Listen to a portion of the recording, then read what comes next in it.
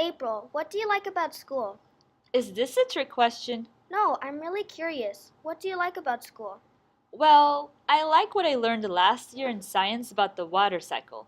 Can you imagine if the water from the Atlantic Ocean when the Titanic sank is the same water that rained on my car the other day? You know, because of the water cycle. That's neat. I never thought about it that way. You just reminded me about what I have been reading in my book, The Saber-Tooth Curriculum, by Amber Peddiwell. Cool! Is it about Jurassic World? I just saw that movie the other day and man! No. It's not about dinosaurs. What is it about then? It's about school. School? Okay, I'm out. It's summertime and I don't want to think about school right now. What if I told you that it's about the very first school? What if I told you that the very first school hunted tigers and the saber-tooth animals? Okay, I'm listening. Well, Pettywell's story is all fiction, but he talks about how in the Paleolithic era, there was a man who created a school for his children. He noticed how their playtime didn't have any purpose, so he taught them how to grab fish, club a horse, and scare tigers. These first men learned skills that taught them agility, strength, and courage when hunting and gathering for food. The first teachers wanted their students to see the importance of the skills they learned in hunting and gathering.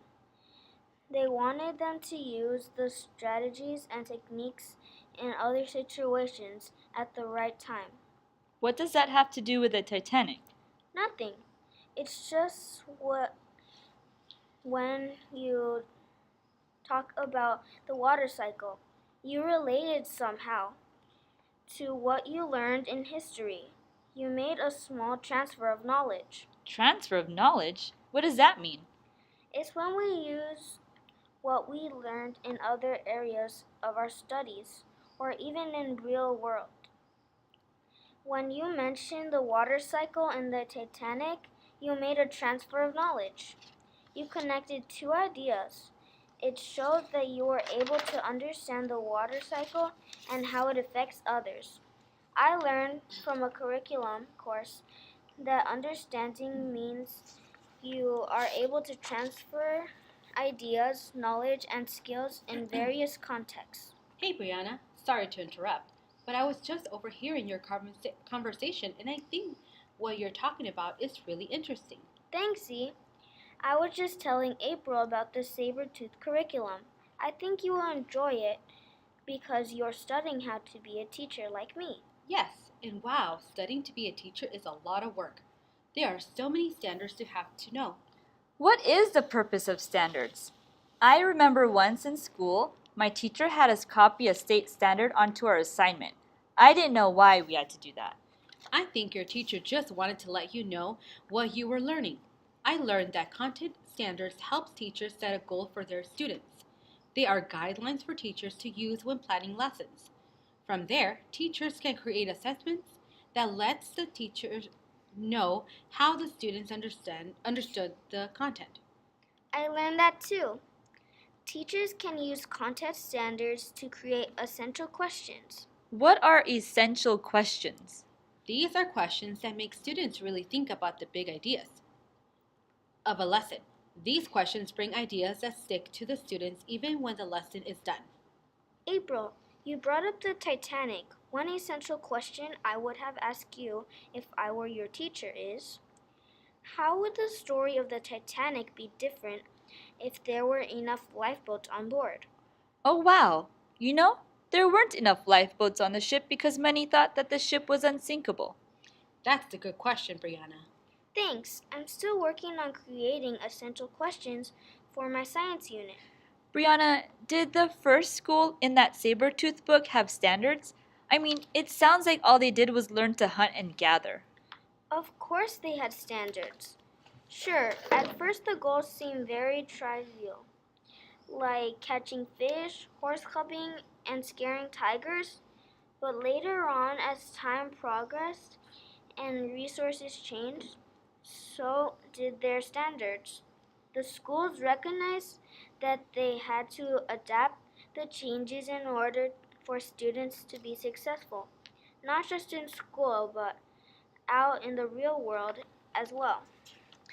Z, you said something earlier about assessments. You said that assessments lets the teacher know how the students understood the content. Don't you mean if the students understood the content?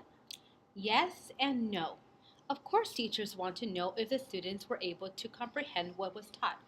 But there are six facets of understanding. For example, one student might be able to explain how to find the perimeter of a rectangle and a square. But if I ask the same student to find the perimeter of an RV home to determine if it would fit within the confines of a parking lot, he would have to think of the shape of the RV and determine which formula of perimeter to use in order to solve that problem.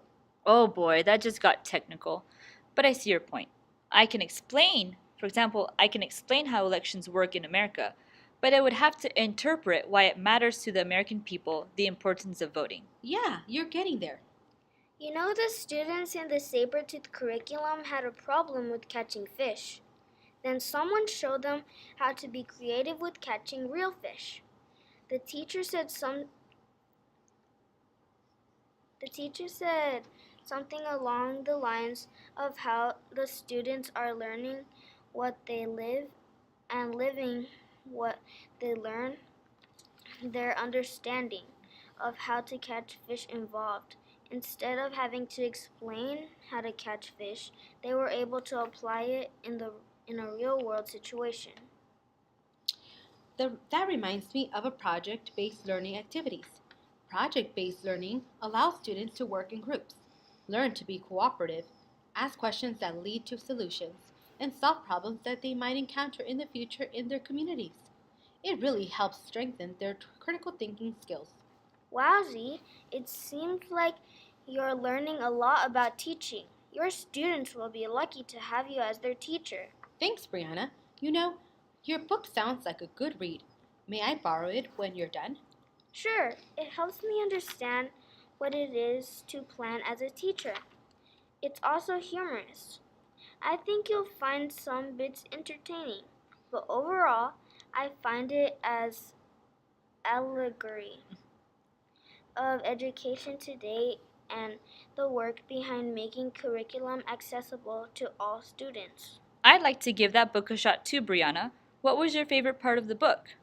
My favorite part was when a teacher at a university said, "We must teach them how to think, not what to think." This is why it is important to know who our students are as learners. Once we know the best ways they learn, we can incorporate different strategies within our lesson to keep them engaged. Maybe Z and I could read it together, like in a book club. That's a great idea, April. And then we can watch the movie and see if it follows the book. I told you it's not about dinosaurs. I know, I was just kidding.